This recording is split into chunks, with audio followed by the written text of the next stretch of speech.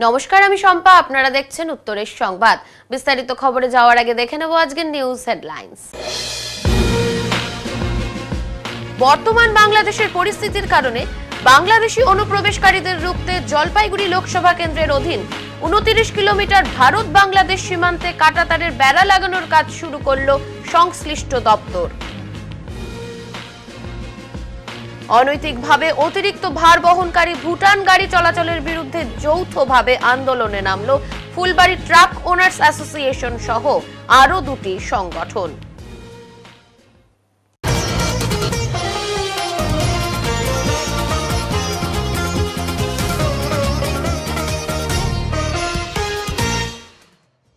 দু সাল থেকে পাচ্ছেন না জমানো টাকা, তারই দাবিতে পিএফ অফিসে স্মারকলিপি প্রদান চা বাগান শ্রমিক ইউনিয়নের। মঙ্গলবার জলপাইগুড়ি জেলা শহরে অবস্থিত রিজিওনাল প্রভিডেন্ট ফান্ড কমিশনারের কার্যালয়ে বকেয়া প্রভিডেন্ট ফান্ডের টাকার দাবি জানাতে আলিপুরদুয়ার জেলার রহিমাবাদ চা বাগানের শ্রমিকেরা দেখা করেন ঊর্ধ্বতন কর্তৃপক্ষের সঙ্গে। সুদূর রহিমাবাদ চা বাগান থেকে এতটা পথ পাড়ি দিয়ে পিএফ অফিসে আসার কারণ প্রসঙ্গে 2008 সালে অবসরপ্রাপ্ত চা বাগান শ্রমিক তথা সিটু অনুমোদিত আলিপুরদুয়ার কোচবিহার চা বাগান মজদুর ইউনিয়নের সদস্য আব্দুস সত্তার জানান, 2011 থেকে 2014 এই 4 বছর পিএফ এর টাকা পাচ্ছে না প্রায় 200 জন শ্রমিক। रिटायर्ड पर्सन खूब भुक्तभोगी है। ये रुपया अगर मिलने से हम लोग 2 बार हुआ, एक बार बस से आया था, 2 बस लेके, एक बार फिर बीच में आया था, आज फिर हम लोग आया है। हम लोग का आशा है कि ये रुपया तो बहुत जल्दी मिलने से सबको। कितना मजदूर और रुपया का अमाउंट कितना? प्राय 200 आदमी 11, 12, 13, 14 में जो रिटायर हुआ है, मालिक को पैसा जमा नहीं किया था, इसीलिए उनको पीएफ नहीं हुआ। बाद में मालिक जमा किया, करने के बाद में हम लोग को जो डॉक्यूमेंट भी है मालिक पैसा जमा किया है, लेकिन वो जो रुपया जमा किया अभी तक मजदूर नहीं पाया। अमाउंट कितना? अमाउंट तो अभी वो लोग मिलाएगा, पीएफ वाला वो लोग का है अमाउंट मिला है ड्यूटी। तो अभी क्या करेंगे आप? अभी आया है, आज हम लोग बातचीत करेगा बड़ा साहब से। बातचीत के बाद बातचीत तो बार फाइनल होता है, और नहीं होगा तो कोई। इससे पहले भी बातचीत हुआ? हाँ, बातचीत हुआ, 2 बार हुआ, ये लेके 3 बार हुआ। आज लेके अभी क्या करेंगे? अगला स्टेप क्या है अगर नहीं होता है तो? अब देखा जाएगा क्या करना है। ऐसे तो रिटायर पर्सन बोलते मरने वाला आदमी, रिटायर होने के बाद तो मरो नहीं है। हाँ, और सरकार क्या करता है? कितना बागान है अलीपुरद्वार का? अलीपुरद्वार में तो हाँ वो तो 54 आपका नाम और डेजिग्नेशन? हमारा नाम है अब्दुस साबात। 2008 में हम रिटायर हुआ। জলপাইগুড়ি লোকসভা কেন্দ্রের অধীন 29 কিলোমিটার ভারত বাংলাদেশ সীমান্তে শুরু হয়েছে কাঁটাতারের বেড়া লাগানোর কাজ। একদিকে অশান্ত বাংলাদেশ, যার প্রভাব পড়েছে ভারত বাংলাদেশ সীমান্ত এলাকায়।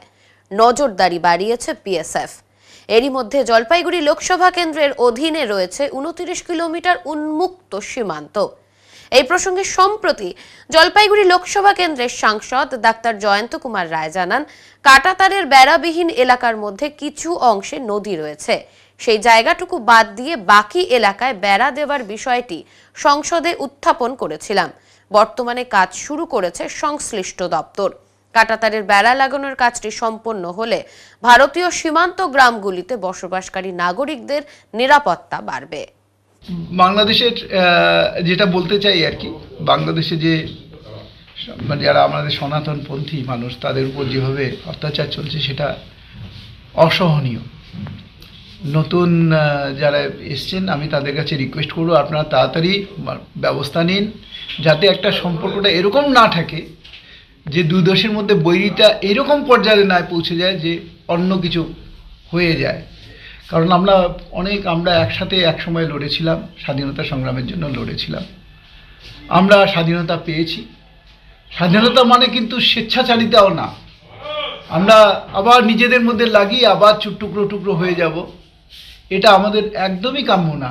আমরা শক্তিশালী হই, আমরা ভালো হই, পরস্পরকে হেল্প করলে মানুষ এক আর এক 11 হয়ে যায়। এক আর এক শুধু 2 না, 11 হয়ে যায়। বাংলাদেশ যেভাবে উন্নতি করছিল এবং ভারতবর্ষের কিছু মানুষও তাতে কিছু উপকৃতও হয়েছে, তাদের সবারই বেনিফিট। আমরা যদি কেউ জল অর্ধেক গ্লাস ভরা দেখে, আবার কেউ বলে যে খালি, যে অর্ধেক খালি দেখার শুধু দেখতে হবে ঠিক মতো। যদি ঠিক মতো দেখা যায় তাহলে দেখবেন যে বিগত কয়েক বছর ধরে ভারতবর্ষের সাথে বাংলাদেশের সম্পর্কের উন্নতির কারণে বা ভালো সম্পর্কের জন্য আমরা কিন্তু দুজনেই উপকৃত হয়েছিলাম। আজকে ওখানকার যে কৃষকদের শুনি বা অনেক বাজার টাজার করতে যায় তাদের বক্তব্য শুনি, তাদের দাম এখন বিভিন্ন রকম। যদি ঠিকমতো দেখা যায় তাহলে দেখবেন যে বিগত কয়েক বছর ধরে ভারতবর্ষের সাথে বাংলাদেশের সম্পর্কের উন্নতির কারণে বা ভালো সম্পর্কের জন্য আমরা কিন্তু দুজনেই উপকৃত হয়েছিলাম। আজকে ওখানকার যে কৃষকদের শুনি বা অনেক বাজার টাজার করতে যায় তাদের বক্তব্য শুনি, তাদের দাম এখন বিভিন্ন রকম আলু, পেঁয়াজ ইত্যাদির আকাশ ছোঁয়া দাম।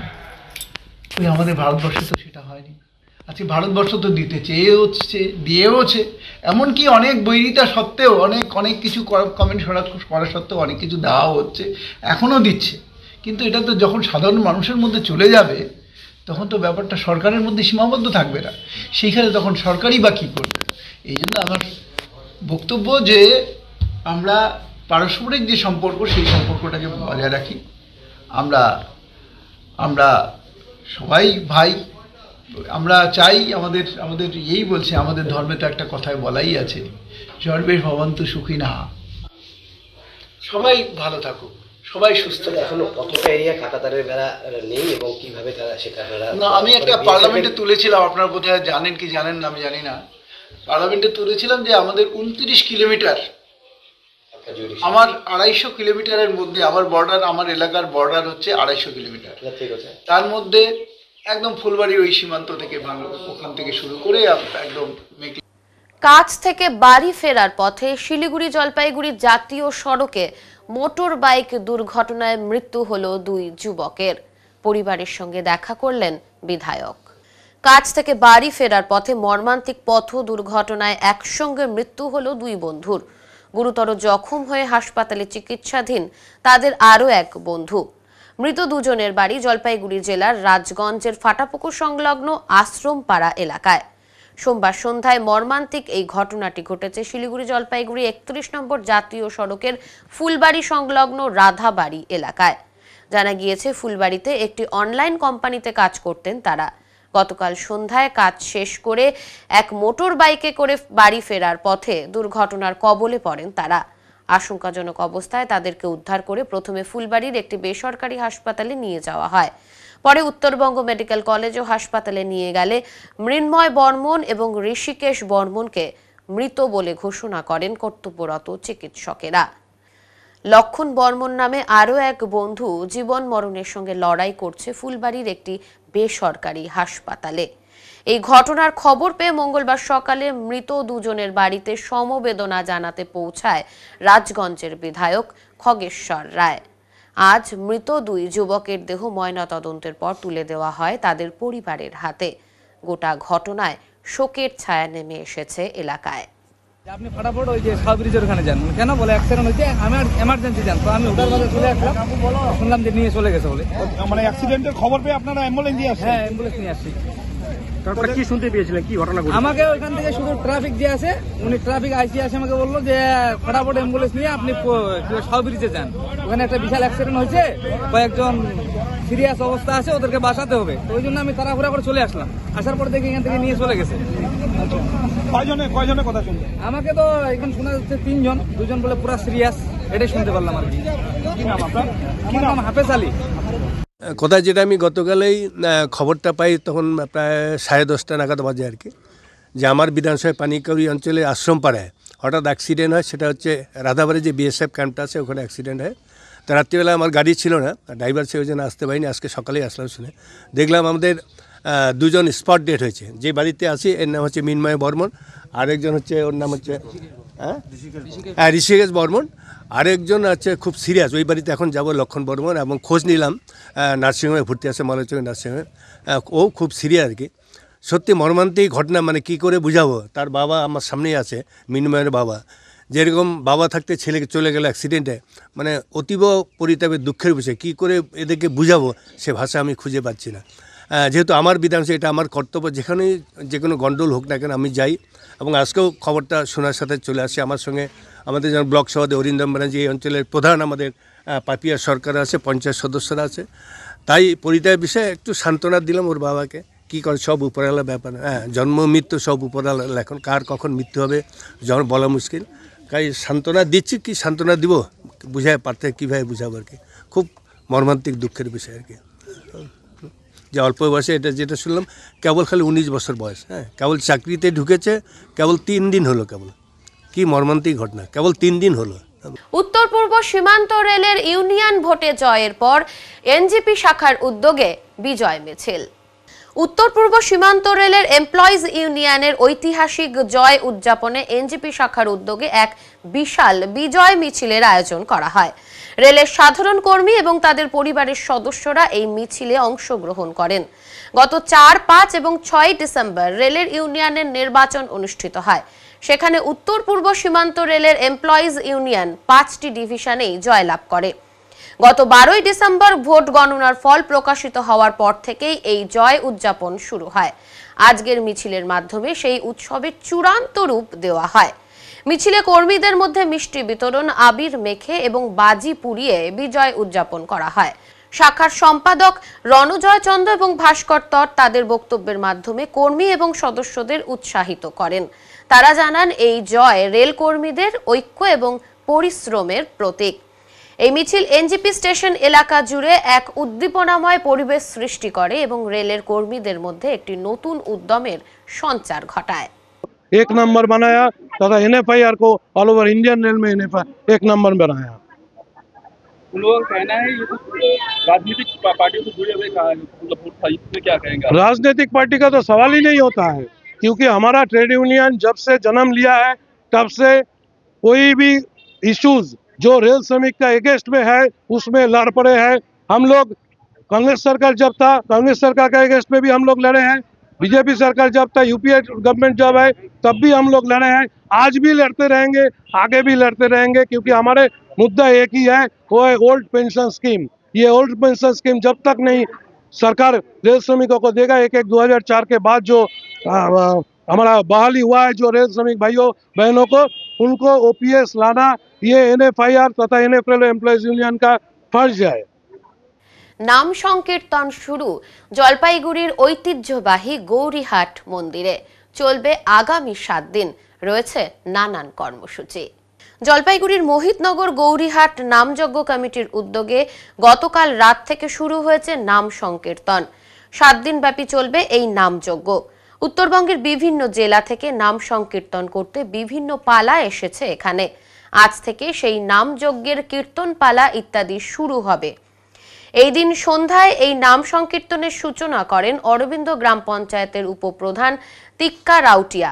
উপস্থিত ছিলেন নিতাই কর, সঞ্জীব কর্মকার, রাজু সাহানি সহ অন্যান্য বিশিষ্ট ব্যক্তিরা। ফিতে কেটে এই অনুষ্ঠানের উদ্বোধন করা হয়। 700 শুধু আমাদের মাটির হাঁড়ি দিয়েই ভোগের প্রসাদ দিতে হয় সাধারণ মানুষকে, এবং আমাদের এখানে 7 থেকে 8 কুইন্টাল চালের খিচুড়ি ভোগ প্রসাদ হয়, সেটাও এখানে আপনারা দেখবেন মেলার মতন ভিড় হয়। সেই প্রসাদগুলো আমরা তাদের হাতে তুলে দিই।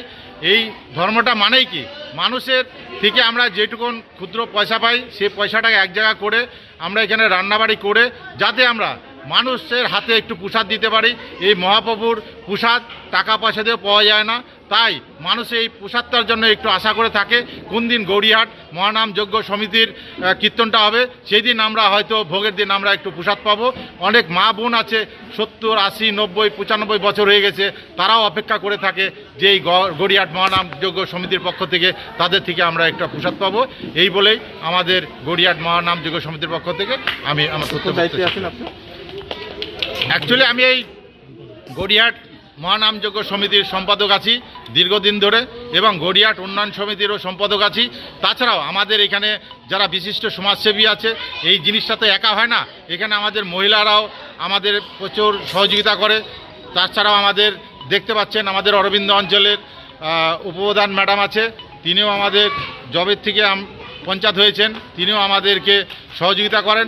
তাছাড়া আশেপাশে আমরা দেখতে পাচ্ছেন মহেশ রাউতেরিয়া, রাজু সাহানি, মানুষ পাল, জ্যোতিষচন্দ্র মহাশয়, বেনু মাধব কর, নিতাই কর মহাশয় এবং আমাদের পূর্ব সেবকগ্রাম থেকে এসেছেন বিকাশচন্দ্র সেন মহাশয়, এনারাও আমাদেরকে সহযোগিতা করেন। তাই আমরা আমাদের এই ক্ষুদ্র প্রোগ্রামটাকে আমরা শেষ করতে পারি।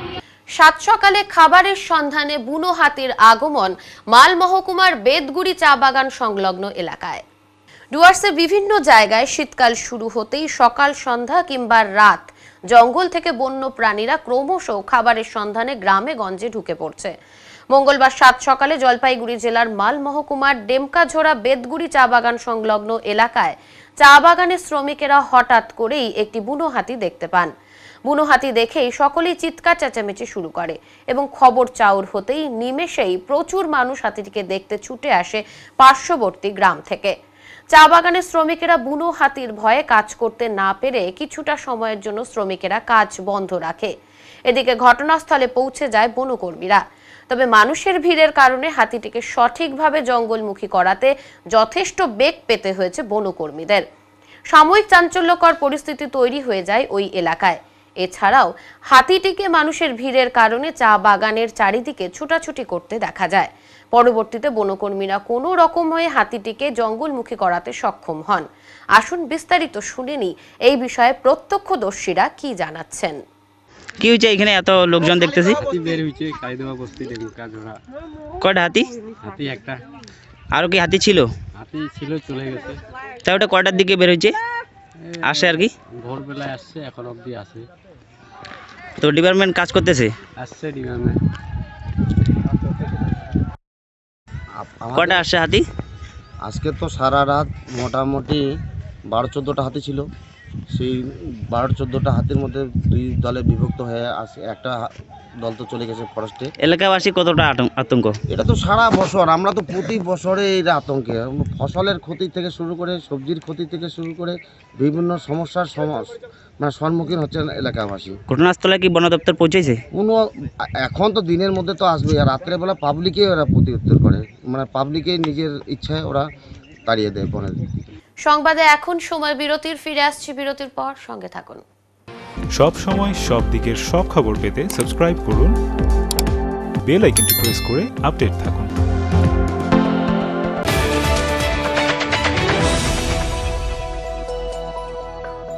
জলপাইগুড়ি পাহাড়পুর মোড়ের ওপর পেট্রোল পাম্পের পাশে রাজভবন এক এক্সক্লুসিভ বা তুলনাহীন ভবন, এই জন্য যে এই ভবনের ভেতরে যাওয়ার পর আপনাদের আবদ্ধ মনে হবে না। চারিদিকে বড় বড় কাঁচের জানালা থেকে দূরের পাহাড়, সবুজ মাঠ, গাছ, দিঘির জলের পদ্ম, নানা জাতের পাখি দেখতে পাবেন। থাকছে পার্কিং এর বিশেষ সুবিধে। তাই আপনাদের ছেলে মেয়েদের বিয়ে দিতে অবশ্যই ভাবতে হবে রাজভবনের কথা, যেখানে বিয়ে হবে রাজকীয় ভাবে। এছাড়া কনফারেন্স, মিটিং, গেস্ট রুম, অন্নপ্রাশন বা অন্যান্য সামাজিক ক্রিয়ার জন্য উপযুক্ত জায়গা এই রাজভবন।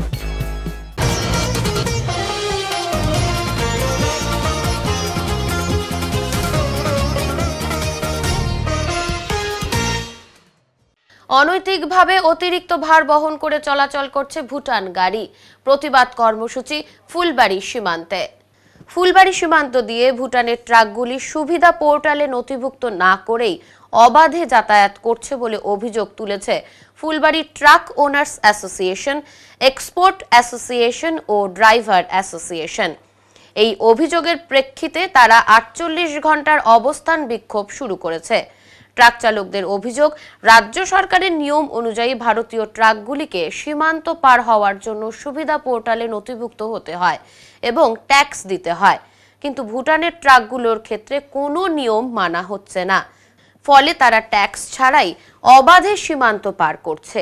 এছাড়াও অভিযোগ রয়েছে যে ভুটানের ট্রাক অতিরিক্ত মাল বহন করছে, যার ওপর প্রশাসনের কোনো নজরদারি নেই। এই সমস্যার দ্রুত সমাধানের দাবিতে তারা এই বিক্ষোভে সামিল হয়েছেন বলে জানা গেছে। বিক্ষোভটা আমাদের ইন্ডিয়ান গাড়ি সরমুখী হচ্ছে, ভুটান গাড়ি কোনো সরমুখী নেই। চ্যাংরাবান্ধা বর্ডার, আমাদের ফুলবাড়ি বর্ডার, একই বর্ডার। চ্যাংরাবান্ধাতে সরমুখী হয়, আমাদের ওইখানে ফুলবাড়িতে সরমুখী হয় না। এই জন্য আমাদের ড্রাইভাররা, মালিকরা গাড়ি চালাতে পারতেছে না। এবার আমাদের 500 ড্রাইভার পরিবার কতগুলা, এখানে টোটোওয়ালা হয়তো সবাই পরিবার এই আমাদের ফুলবাড়ি বর্ডার দিয়েই চলে। আজকে 5000 গাড়ির মধ্যে আমাদের 500 ড্রাইভার আমাদের থাকেই, সে গাড়িগুলো না চলাতে মালিকগুলা গাড়ি আস্তে আস্তে বিক্রি করে দিচ্ছে। বিক্রি করার পরে এবার আমাদের কোনো ড্রাইভার এখন দিশাহারা হয়ে আছে। কতদিন ধরে আপনাদের ব্যবসা বন্ধ? আমাদের আপাতত 6 মাস হয়ে গেল ব্যবসা বন্ধ। আগে যেরকম আমাদের 300 গাড়ি যেত, এখন ভুটান যাচ্ছে 300-350 গাড়ি। এবং ভুটানের অবস্থা, আমাদের ইন্ডিয়ান গাড়ি সর্বকিন হচ্ছে, ভুটান গাড়ি সর্বকিন, ওনার বাংলাদেশে কোনো ট্যাক্সও নেই। অনেক অসুবিধা আমাদের যেরকম ড্রাইভার আজকে দিশাহারা পরে ঘুরে বেড়াচ্ছে, কোনো না খায় থাকতেছে কেউ। অনেকেই গাড়ি কিনে বন্ধ নিয়ে গাড়ি কিনছে, তারপরে আপনার এই এমআই দিতে পারতেছে না, অনেক গাড়ি ভেঙে গেছে।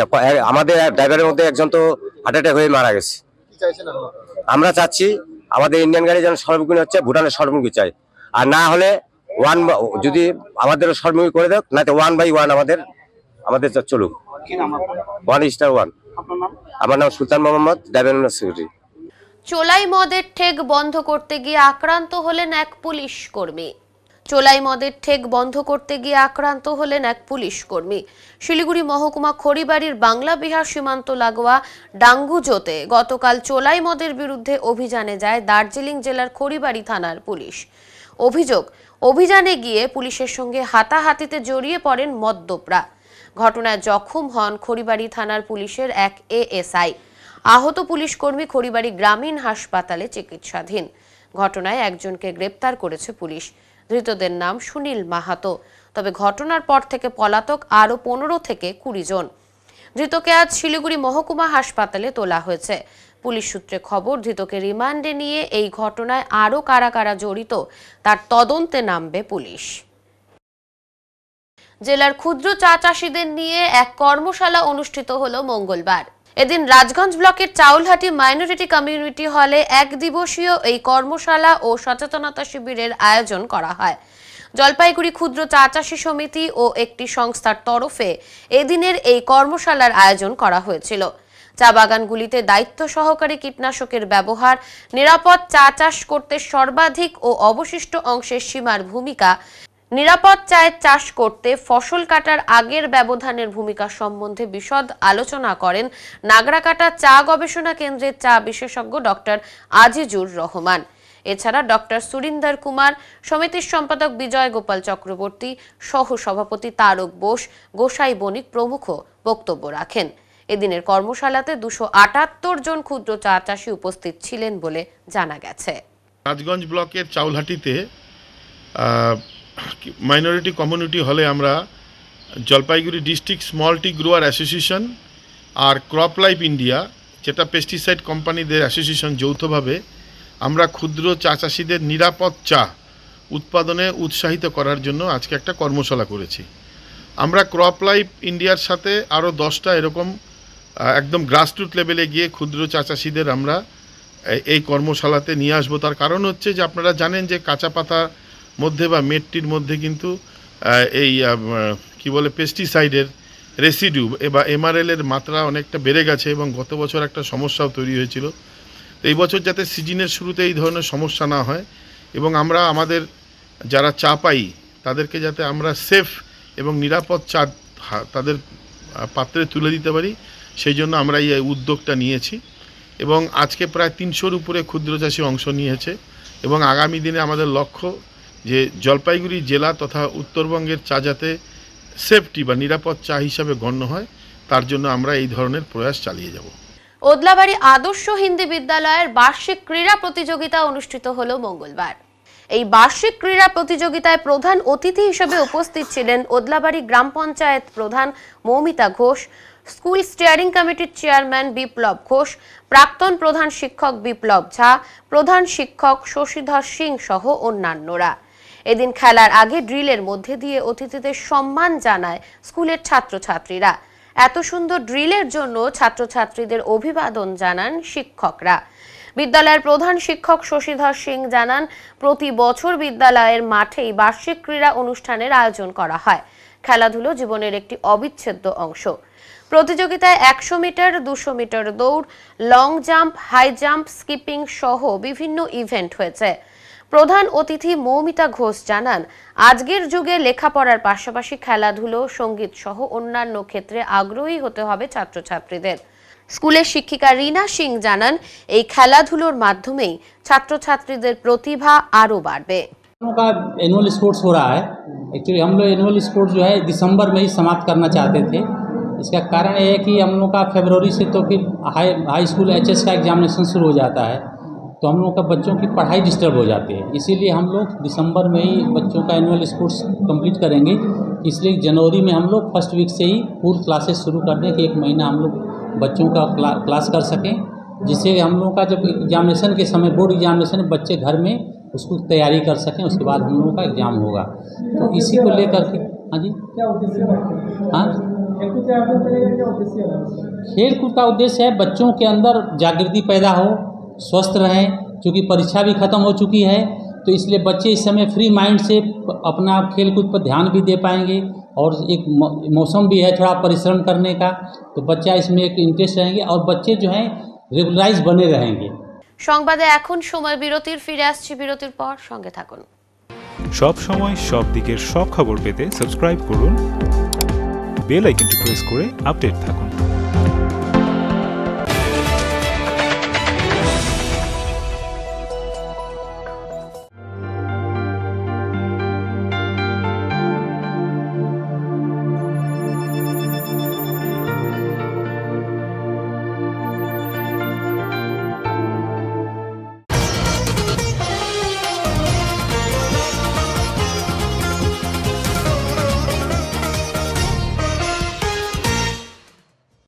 সোমবার সন্ধ্যায় ছাত্র যুব মহিলাদের ডাকে এক মিছিল জলপাইগুড়ি শহর পরিক্রমা করে।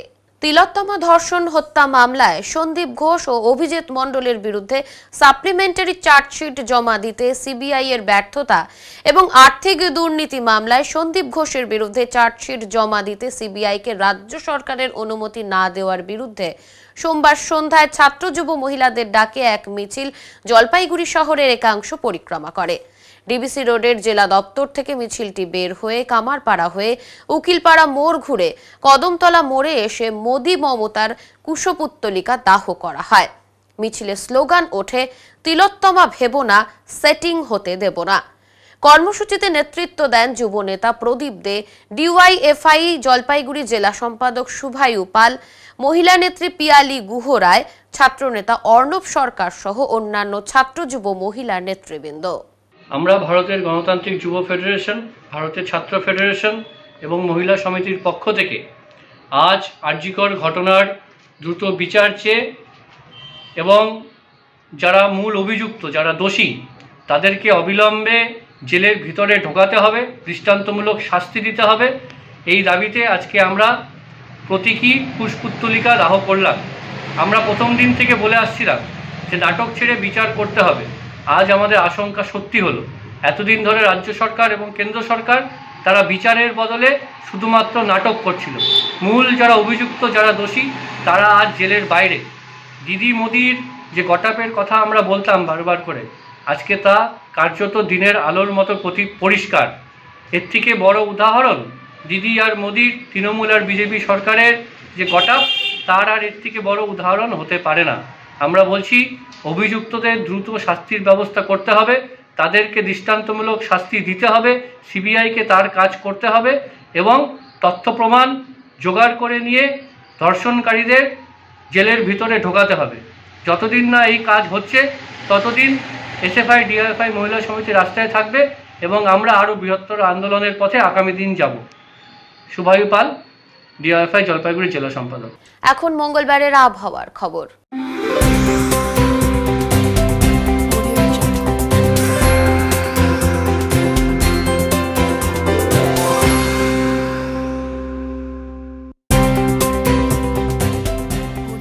কেন্দ্রীয় আবহাওয়া দপ্তরের জলপাইগুড়ি কেন্দ্র থেকে পাওয়া তথ্য অনুযায়ী মঙ্গলবার দিনের সর্বোচ্চ তাপমাত্রা ছিল 27.8 ডিগ্রি সেলসিয়াস এবং সর্বনিম্ন তাপমাত্রা ছিল 10.9 ডিগ্রি সেলসিয়াস।